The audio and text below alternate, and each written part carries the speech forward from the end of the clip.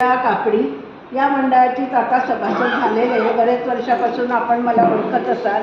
आराधना मंडळ सुद्धा आम्ही चालवतो, तिथे सुद्धा मी सभासद आहे। तर आपणही सुद्धा येऊ शकतात। शुक्रवारी असतं, दर शुक्रवारी महिन्यातनं 2 वेळा। तर आपण सुद्धा सभासद होऊ शकतात। इथेच भरतं 3 ते 5 वेळा। तर मला आपल्या रश्मीताईंचा परिचय करून देण्यासाठी इथे बोलवण्यात आलंय। तर मी त्यांचा अत्यंत विद्वान असलेल्या रश्मीताईंचा मी परिचय करून देते आहे। सौ रश्मी पोफळे यांचं शिक्षण MSc B.Ed SF मधून ऑफिसर पदावरून त्या रिटायर झाल्या। इतक्या अत्यंत हुशार आणि अशा वक्त्या आज आपल्याला लाभल्या आहेत, हे आपलं भाग्य। कल्पनाताईंमुळे हे आपल्याला अनुभवास येत आहे सगळं। 1918 पासून त्या मुलुंड येथेच आहे। या आधीचं शिक्षण नोकरी त्या मध्य प्रदेश इंदूरमध्ये त्यांचं झालं। तेथे लोकमान्य नगर भगनी मंडळात येथे कार्यकारीमध्ये त्यांनी काम केलेलं आहे। त्यांना मुळातच आवड आहे समाजकार्याची, त्यामुळे त्या कुठेही स्वस्त बसत नाही। सतत त्या बाहेर फिरत असतात, समाजकार्य करत असतात, आपल्या सारख्यांमध्ये मिसळत असतात। आता आपल्याला आवड आहे म्हणून आपण सगळ्या एकत्र जमतो। ज्यांना आवड आहे त्या सवड काढून येतातच। तशी त्यांना आवड आहे म्हणून त्या इथे आलेल्या आहेत। सामाजिक कार्यामध्ये त्यांना पण रुची आहे। संस्कार भारती इंदूरला सहकोषाध्यक्षाचं कार्य त्या सांभाळत होत्या। येथे आता सर्वांनाच माहीत आहे, दर नवरात्रामध्ये देवीचे पाठ वाचले जातात। ते कोणी सुरू केले? यांनी सुरू केले। दर नवरात्रामध्ये 9 दिवस प्रत्येकाच्या घरी नवरात्राचा पाठ होत असतो। तर सुक्त वगैरे म्हटलं जातं, आपल्यालाही आनंद वाटतो। आपणही घरोघरी नवरात्र बसवतो, पण इतके वर्ष काही आपण करत नव्हतो। पण आता सामूहिक करतो, प्रत्येकाच्या घरी जाऊन आपल्यालाही त्याचा लाभ होतो। तो कोणामुळे? यांच्यामुळेच होतो। 16 वेळा श्री सुक्त म्हटलं जातं, अभिषेक केला जातो, पाठ म्हटले जातात, देवीचे पाठ म्हटले जातात। 9 दिवस आपण सतत कार्यरत असतो आणि सगळ्या 20-20 जणी एकत्र असतो। तर ते धन्यवाद यांनाच दिले पाहिजे। यांच्यामुळे आपल्या नवरात्रात वेगळं वळण मिळालं, आपल्याला सेवा करण्याची संधी मिळाली। अशा या आपल्याला लाभलेल्या आहेत। आता त्यांनी काय करतायत, त्या हल्ली त्या गीता पठण करतात। शुद्ध रूपाने गीता पठण त्या शिकलेल्या आहेत। सध्या त्या ज्ञानेश्वरीवर लिखाण करतायत। आणि आता त्या इथे आल्यापासून तुमच्यासारख्या सगळ्या मैत्रिणी आपल्यासारख्या त्यांना लाभल्या, त्यामुळे त्यांना आनंदच झाला। त्यांच्या गुणांनाही खूप वाव मिळतो आहे आणि त्यांना यात संधी मिळते की त्यात आपल्याला काय सांगणार आहे, सप्तशती आणि पर्यावरण याचा संबंध कसा आहे एकमेकांशी, ते आज आपल्याला सांगणार आहे। तर मी त्यांना विनंती करते की रश्मीताई, आपण आपल्या कार्यक्रमाला प्रारंभ करावा। कारण आजचा जो विषय आहे तो मुख्य म्हणजे दुर्गा सप्तशती आणि पर्यावरण असा म्हणजे आहे की दुर्गा सप्तशतीमध्ये आपण दुर्गा सप्तशती बऱ्याच जणांनी वाचली सुद्धा असेल, काही वाचतही असतील किंवा ऐकलंही असेल। तर त्याच्यामध्ये पर्यावरणाचं खूप महत्त्व दिलेलं आहे। म्हणजे इतक्या वर्षापूर्वीपासनं पर्यावरणाला किती महत्त्व आहे हे आपण सगळे जाणतो ते दुर्गा सप्तशतीच्या याने। पण ते खरं त्याच्यामध्ये कसं त्याला पर्यावरणाकडे वळवलं आहे, त्या गोष्टीला, त्यांच्या गोष्टीला, आणि ते कसं पर्यावरणाला जोडून आहे हे आपण आज म्हणजे मी याच्यामध्ये उल्लेख केलेला आहे। तर आई दुर्गा देवीची आराधना सर्वत्रच केली जाते। हिंदू देवी देवतांमध्ये देवीचे स्थान विशिष्ट आहे। श्री दुर्गा सप्तशती हा ग्रंथ हिंदू धर्माचा सर्वमान्य ग्रंथ आहे। विशेषतः नवरात्रामध्ये दुर्गा भक्ती सर्वजण करतातच आणि ही भक्तीच देवीला प्रसन्न करण्याचे मार्ग प्रशस्त करते अशी मान्यता आहे। आता आपण बघितलंय की शतचंडी, सहस्रचंडी, लक्षचंडी असे अनेक अनुष्ठान खूप होत असतात। या उपरांतही दुर्गा सप्तशती या ग्रंथात लिहिलेल्या गोष्टींबद्दल आम्ही बरेचसे अनभिज्ञच आहोत आणि त्याचे अनुसरण तर कमीच होते।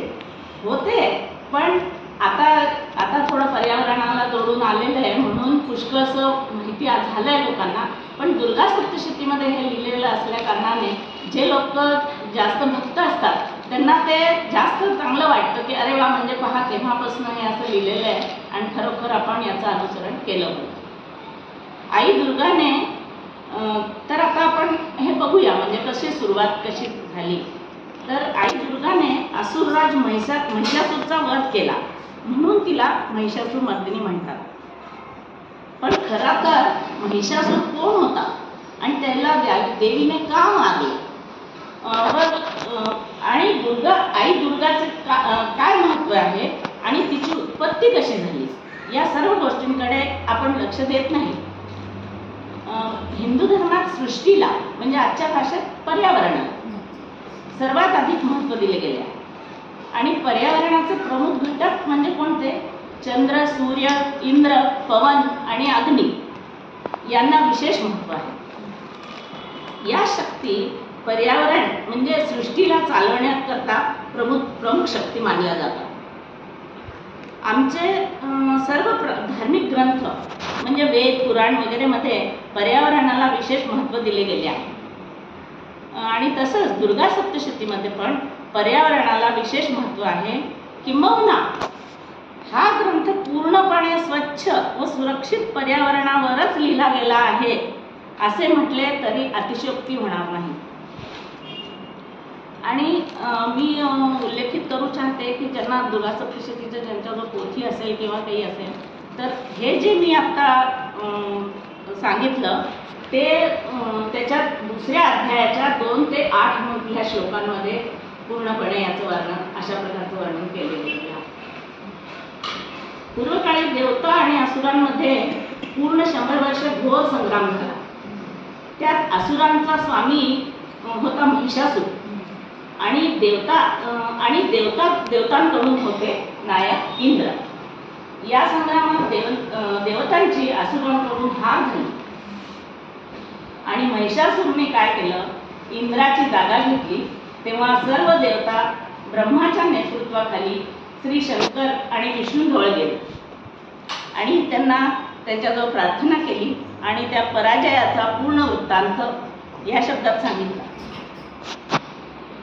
देवता म्हणाले, हे देवेश्वर, महिषासुराने सूर्य, इंद्र, अग्नी, वायू, चंद्रमा, यम, वरुण या सर्वांचे अधिकार बळकावून स्वतः अधिष्ठाता बनवून बसला आहे. इतकेच नव्हे तर त्याने सर्व देवतांना स्वर्गातून बाहेर काढले व ते आता मनुष्यासारखे पृथ्वीवर फिरत आहेत. तरी आता तुम्हीच आमचे या भयंकर संकटातून रक्षण करा आणि आम्ही सर्व आपल्याला शरण आलो आहोत आणि लवकरच त्याचा वध होईल असा उपाय सांगा. आता वर सांगितल्याप्रमाणे हे सर्व देवता सृष्टी अर्थात पर्यावरणाचे संवर्धन करणारे देवता आहेत. त्यांच्याकडून महिषासूरने सर्व अधिकार बळकावून घेतले म्हणजे त्यांनी पर्यावरणाच्या नियमांच्या विरुद्धच कार्य केले.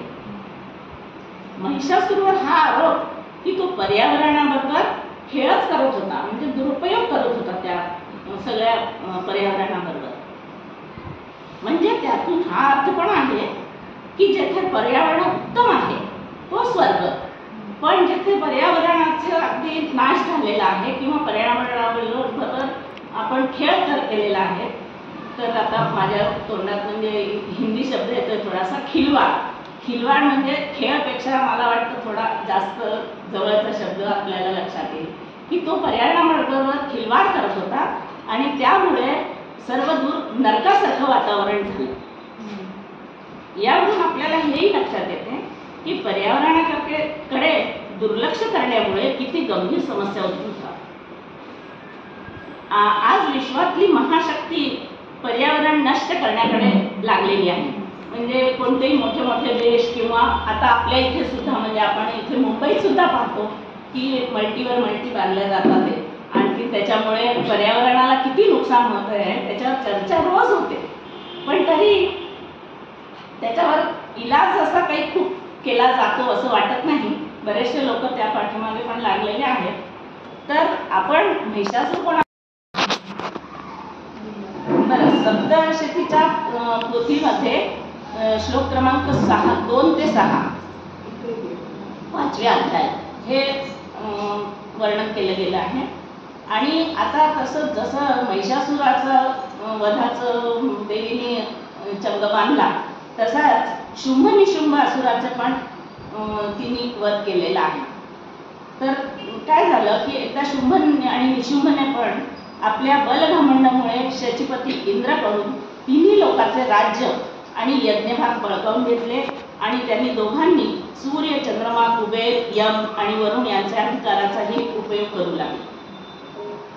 एवढेच नाही तर वायू आणि अग्नीचे कार्य पण तेच करू लागले आणि सर्व देवतांना अपमानित, राज्यभ्रष्ट व पराजित व अधिकारहीन करून स्वर्गातून हकलून दिले.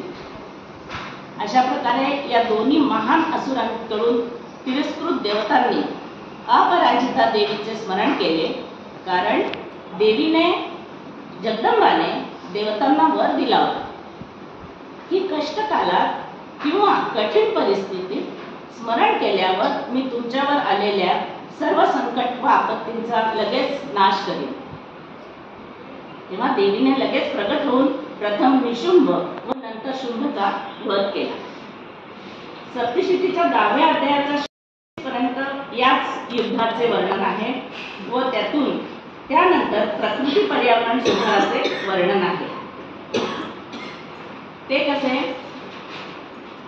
तर देवी अंबिकाने शुंभ बरोबर खूप वेळपर्यंत युद्ध करून शेवटी त्याला पृथ्वीवर आपटले व त्यानंतर तो पुन्हा दुष्टात्मा उठून चंडिकेचा वध करण्यासाठी जोरात धावून आला. हे पाहून देवीने आपल्या त्रिशूलाने त्याची छाती चिरून टाकली व त्याचा वध झाला. या दुरात्म्याचा वध झाल्यावर संपूर्ण जग प्रसन्न आणि पूर्ण स्वस्थ झाले आणि आकाश स्वच्छ दिसू लागले. आधी जे उत्पातसूचक मेघ आणि उल्कापात वगैरे होत होते ते सर्व शांत झाले. नद्या पण सरळ मार्गाने प्रवाहित व्हायला लागल्या. सर्व देवतांना अपार आनंद झाला. गंधर्व वाद्य वाजवू लागले, अप्सरा नृत्य करू लागल्या, पवित्र वायू संचारित होऊ लागली, सूर्याची प्रभा उत्तम झाली, अग्निशाळेची विझलेली अग्नी पुन्हा प्रज्वलित झाली आणि सर्व दिशांनी येणारे भयक्रांत ध्वनिपट समाप्त झाले. हे सर्व वर्णन स्वतःच पर्यावरण सुधाराचे साक्षर देतात. याच प्रकारे देवी कालिकाने शुंभ निशुंभचा जो सेनापती होता त्याचं नाव रक्तबीज, त्याबद्दल आपल्याला माहितीच आहे की त्याची विशेषता म्हणजे ही होती की त्याला मारल्यानंतर किंवा त्याच्याशी जे पण युद्ध करत होते त्याचं जे रक्त पडत होतं त्या प्रत्येक रक्ताच्या थेंबाबरोबर एक नवीन राक्षस उत्पन्न होत होता. तर कालिकाने नंतर देवीने कालिकेचे रूप धारण करून त्याचे रक्त आपल्या जिभेवर झेलले व त्याचा वध केला, कारण त्याचा रक्ताचा थेंब खाली पडू द्यायचा नव्हता. आज रक्तबीज या रूपात आपण गाजर घास, सगळ्यांनी ऐकलंच असेल याचं नाव, बघतच आहोत. गाजर घासच्या पण प्रत्येक बीजाने एक नवीन रोप तयार होतं आणि ते बीजासुद्धा हवेबरोबर त्या उडतात, त्यामुळे त्या खूपच पसरतात आणि आपल्या पर्यावरणाचा नाश करण्याकडे ते गाजर घास अगदी पूर्ण पण निर्मूलन नाही केले तर हे पण पर्यावरणाकरता अत्यंत गंभीर धोका आहे. देवीने सर्वात देवतांना एक वध हा पण दिला की जेव्हा पृथ्वीवर 100 वर्षाकरता पाऊस येणार नाही, म्हणजे जेव्हा वृष्टी होत नाही, आपण बराच असे वर्ष बघितलेले की काही वर्ष कुठे अजिबात पाऊस पडत नाही, पण देवीने त्याची पण व्यवस्था म्हणजे अशी केली की पाण्याचा अभाव होईल तेव्हा ऋषीमुनींद्वारा स्तवन करण्याने मी पुन्हा अयोनीच्या रूपात प्रगट होईल. आणखी मी 100 नेत्रांनी त्या मुनींना पाहीन आणि मग तेव्हा मला शताक्षी हे नाव मिळेल. सगळ्या जनतेकडनं तिला शताक्षी असं म्हणवलं जायला लागले की. तर या नावाने माझे स्तवन कीर्तन, जेव्हा शताक्षी या नावाने माझे स्तवन कीर्तन ते मुनी करतील तेव्हा हे देवतागण त्यावेळेस मी आपल्या शरीरातून उत्पन्न झालेल्या शाकांनी, म्हणजे भाजीपाला, शाकांनी म्हणजे मी पूर्ण संसाराचे भरण पोषण करीन. त्यावेळेस मला शाकंभरी देवी या नावाने ओळखलं जाईल. आता दुर्गा सप्तशतीमध्ये पर्यावरणाबरोबरच आपल्या आरोग्यावर पण विशेष लक्ष दिले गेले आणि सुखमय जीवनाची गुरुकिल्ली आहे. त्वचामध्ये शरीराचे प्रत्येक अंग प्रत्यंगाचा उल्लेख आहे. अगदी पायाच्या नखापासून ते डोक्याच्या केसापर्यंत भुवया व त्वचा व रोम त्वचाचे रोमछिद्र व लव यांचा पण उल्लेख आहे. आणि त्या देवीचे स्मरण केल्यावर त्या देवीला रोज आळवल्यावरती आपल्या या सगळ्या अंगांचे पण स्वास्थ्य आपल्याला लाभते. मतितार्थ हा की या पाठाकरता देवीला प्रार्थना केली आहे की हे देवी, तू आमच्या या शरीराला सुदृढ, सशक्त, सुंदर आणि निरोगी असू दे. त्यात असेही म्हटले आहे की हे सर्व असल्यावरच संसाराचे प्रत्येक सुख सफलता आपल्या पायाशी लोळते. तर हे मी त्या सप्तशतीच्या पोथीच्या अनुसारच म्हणजे ते घेतलेलं आहे सगळे वाक्य. आता आपण हे समजून घेऊ की अशा प्रकारे सर्व दुष्ट शक्ती, दुरात्मा यांचे नाश करणारी ही देवी दुर्गा, अंबिका, जगदंबा, कालिका ची उत्पत्ती कशी झाली. म्हणजे ही ऍक्च्युअल आपण जी देवी बघतो किंवा आपण ज्या देवीचं प्रार्थना करतो, ज्या देवीचं रूप आपल्या समोर असतं, तिला बघून किंवा आता काही दाखवतात तर आपल्याला असं वाटत नाही की ही देवी इतक्या भयंकर राक्षसांशी कशी लढेल. पण जेव्हा असुरराज महिषासूर द्वारा त्रस्त देवता देवगण ब्रह्माबरोबर जाऊन विष्णू आणि महेश यांच्याजवळ प्रार्थना करायला गेले की हे देवादिदेव, आमचे रक्षण करा, तेव्हा या तिन्ही देवतांनी सांगितले की ही बाब फक्त आमच्या सामर्थ्याची नाही. तेव्हा सर्व देवतांनी मिळून आपापले श्रेष्ठ अंग, श्रेष्ठ अंश त्या देवीला दिले आणि जी की एकत्रित रूपाने ती महाशक्ती निर्माण झाली. तीच ही दुर्गा. त्यानंतर या दुर्गा देवीला सर्व देवांनी आपले अस्त्रशस्त्र पण दिले आणि तिला सुसज्जित केले. तर हे पोथीमध्ये अध्याय 2 मध्ये श्लोक 10 ते 32 मध्ये वर्णित केलेलं आहे सगळं. हे जे थोडंसं आणखी सांगून देते आणि मग त्याच्यानंतर मध्ये काय आहे की ही देवी कशी निर्मित झाली, म्हणजे अस्त्रशस्त्र कोणी कोणचे अस्त्रशस्त्र दिले आणि कशामुळे ती इतकी बलशाली आणि इतके सगळ्या सुसज्जित झाली, हे पण म्हणजे मी सांगणार आहे, पण ते वेळेनुसार सांगेन. तर सर्व देवतांचा विलाप ऐकून भगवान विष्णू व शिवाने अत्यंत क्रोध केला. त्यांना फार त्या राक्षसांवरती अत्यंत क्रोध आला व त्यामुळे त्यांच्या मुकुटी ताणल्या गेल्या व तोंड वाकडे झाले. आणि अशा क्रोधमय चक्रपाणी श्री विष्णूच्या तोंडातून एक महान तेज प्रगट झाले. याच प्रकारे ब्रह्मा, शंकर आणि इंद्र आणि अन्य देवतांच्या शरीरातूनही खूप मोठे तेज बाहेर पडले व ते सर्व एकत्र होऊन एक मोठा जाज्वल्यमान तेजपुंज निर्मित झाला. तो असा वाटत होता की एखाद्या मोठ्या डोंगरासारखा, ज्याच्यातून भयंकर रूपाने ज्वाळा बाहेर पडत आहे आणि सर्व दिशांना त्या ज्वाळा पसरत होत्या आणि ज्याची काही तुलनाच, त्या तेजाची आपण कशाशी तुलनाच करू शकत नाही. आणि तोच तेजपुंज एकत्रित होऊन एका नारीच्या रूपात परिणित झाले आणि ती ही नारी म्हणजे ही महादुर्गा. असे वाटत होते की तिन्ही लोकांमध्ये या प्रकाशामुळे जणू तिन्ही लोक प्रकाशमय झाले आहेत आणि देवाधिदेव शंकराच्या तेजाने देवीचे मुख प्रगट झाले आणि यमराजाच्या तेजाने त्या मुखावर डोक्याचे केस निर्मित झाले. विष्णूच्या तेजाने देवीच्या बाहू बनल्या आणि देवी उत्पन्न झाली. आता जसं हे सांगितलं की शंकराने काय दिलं, त्यांनी काय दिलं, तसं सगळ्या देवांचं वर्णन आहे. तर ते मी सध्या हे करून पुढचं वाचते. जर असं विशेष वाटलं आपल्याला वेळ आहे तर मग ते सांगू. विश्वकर्माचं एक सांगू शकते मी मध्ये.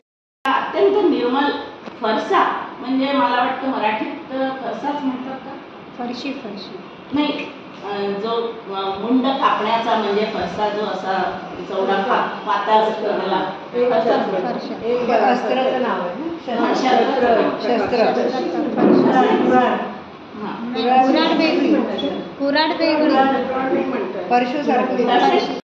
अभेद्य कवच आणि मस्तक आणि वक्षस्थलावर धारण करण्यासाठी कधी न कोमजणारे कमलाचे हार दिले. आता हे कसं ते जलधीने सुंदर कमलपुष्प भेट केले, पण हे सगळे जे हे त्या देवीला सुसज्जित करण्याकरता आणि तिचं रूप पण मोहक पण दिसलं पाहिजे आणि असुरांना वध करण्यासाठी त्याचं सहाय्य पण मिळालं पाहिजे. आता या सर्व देवता जल अग्नी यांनी आपापल्या शक्ती अस्त्र शस्त्र देऊन या देवीला सुसज्ज केले आणि त्यांनी सर्व तऱ्हेचे आभूषण पण दिली देवीला आणि अस्त्र देवीचा सन्मान केला आणि वारंवार त्या सगळ्या देवतांनी जशीच ती देवी अशी प्रगट झाली तसंच त्यांनी सगळ्यांनी उच्च स्वराने अट्टहासपूर्वक गर्जना केली. त्यामुळे संपूर्ण आसमंत दणाणून निघाला. या सर्वाचे तात्पर्य असेच की हे देवीचे रूप संघटित शक्तीची श्रेष्ठताचे सर्वोत्तम प्रतीक होते. ज्या प्रकारे एखाद्या संघटनेमध्ये किंवा आपण त्याला टीम म्हणू शकतो, एखाद्या टीममध्ये जसं क्रिकेट टीममध्ये प्रत्येक म्हणजे जो खेळाडू असतो तो आपल्या म्हणजे आपलं सर्वश्रेष्ठ प्रदर्शन करतो. त्यामुळे काय होतं की तीच टीम विजय मिळवते. त्याचप्रमाणे कोणत्याही संघटनेत किंवा परिवारात जेव्हा आपले सर्वश्रेष्ठ योगदान देतो तेव्हाच ते संघटन किंवा परिवार आपल्या उद्दिष्ट प्राप्त करण्यात सफल होतो. अर्थात आई दुर्गाचं रूप आम्हाला ही जाणीव देते की एकट्याचे सामर्थ्य नसले तरी प्रत्येक व्यक्तीची शक्तीला जोडून संघटित केले तर त्या संघटित शक्तीचे सामर्थ्य अमर्यादित असते. म्हणजे त्याची आपण कल्पना सुद्धा करू शकत नाही की एवढे मोठे राक्षस कसे काय मारले देवीने. हा प्रश्न पुष्कळ वेळा आपल्याला वाटतो की तेव्हाची शक्ती असेल ती आहे, पण तिला सगळ्यांनी संघटित रूपाने सहाय्य केल्यामुळे आई दुर्गा सप्तशतीचा पाठ म्हणूनच आज सुद्धा तितकाच सामायिक आहे. आज जर आपण या गोष्टीचे अध्ययन करून समजून आचरण केले तर आज ही संस्काराचे श्रेष्ठतम सुख आणि सफलता प्राप्त होऊ शकते. गरज आहे तर फक्त त्या अनुरूप आचरण आत्मसात करण्याची. आता हवसलं तर मी सांगते थोडंसं आहे. तर जसं आपण पाहिलं की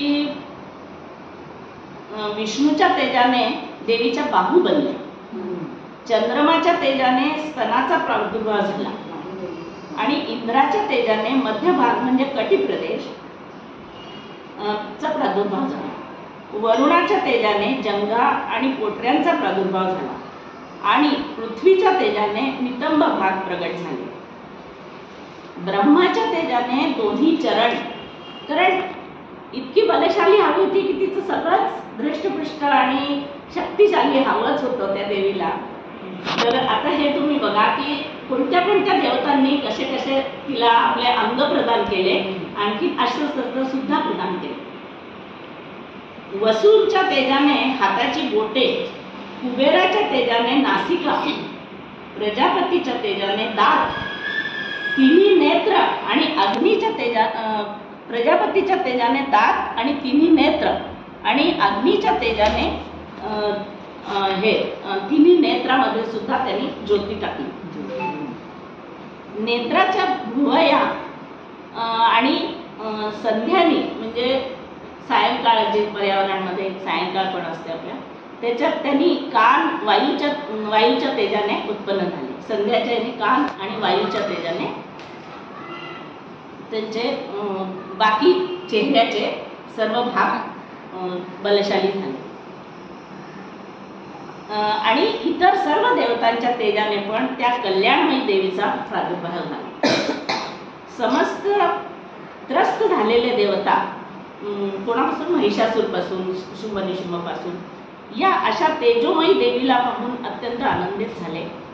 पिनाकधारी शंकराने आपल्या शूलमधून एक शूल काढून दिला. विष्णूने आपल्या चक्रातून चक्र उत्पन्न करून भगवतीला अर्पण केला. वरुणाने शंख भेट केला. अग्नीने शक्ती दिली. वायूने धनुष्य आणि बाणाने भरलेले 2 भाते, म्हणजे भातेच म्हणतात ना, तरकश, ते दिले.